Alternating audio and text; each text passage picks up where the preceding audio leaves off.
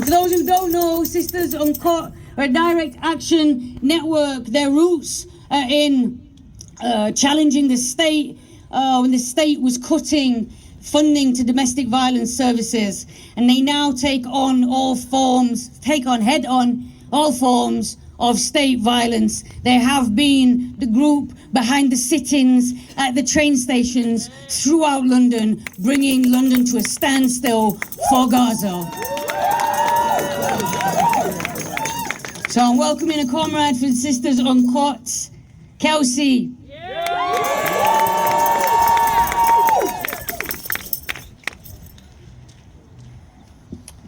Thank you for that introduction. Like they said, I'm here from Sisters Uncut. We're an abolitionist, feminist, direct action group. And we really thank you, Palestine Action, for inviting us to this solidarity demonstration. We are here in solidarity with the political prisoners inside for taking action for Palestinians' liberation. We understand, as abolitionists, imprisonment is political, targeting oppressed people and communities to control and surveil us. We are committed to fighting for the liberation of every incarcerated person.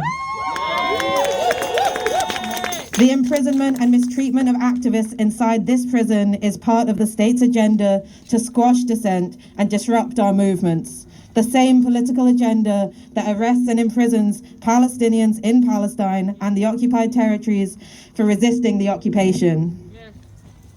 Of course, their conditions cannot be compared. We know that Palestinians as young as 5 are placed in administrative detention, taken from their families in raids, and held indefinitely without charge, often tortured in unimaginable ways inside. Shame. It is incumbent upon us to see the continuities, to see how some echo of the techniques of empire are used in the imperial core too. Yeah. We know that a prisoner here who wears hijab has not had her privacy respected, and another has been designated an escape risk and therefore is being watched all hours of the day. We name this as what it is: psychological abuse by the state of political prisoners in order to invoke fear in the movement and dissuade us from continuing to fight against the genocide of the Palestinian people and against the ongoing complicity of our government. As abolitionist feminists, we understand that prison is a weapon of the carceral state to discipline dissent and control populations that have been designated as undesirable or surplus. It has never been a safe place for anyone, and the treatment of these political prisoners show that is especially the case if you are taking action against the state and its allies, in this case Israel and the Israel lobby. We know that Keir Starmer and many of his cabinet are friends of Israel. They have promised to defend the interests of a settler colonial state as it commits a genocide, so it is our duty to continue to resist and to demand justice for our comrades who have been taken as political prisoners as a result of their resistance. We must make it untenable for the state to persecute Palestinian activists in this way.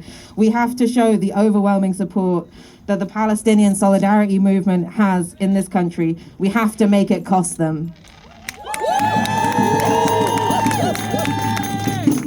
Resistance comes with increased risks in an increasingly securitized and authoritarian state. But as the genocide and ethnic cleansing intensifies in Gaza and the West Bank, and now in Lebanon, Syria, and Iraq too, we know that the stakes have never been higher for our family in Palestine too.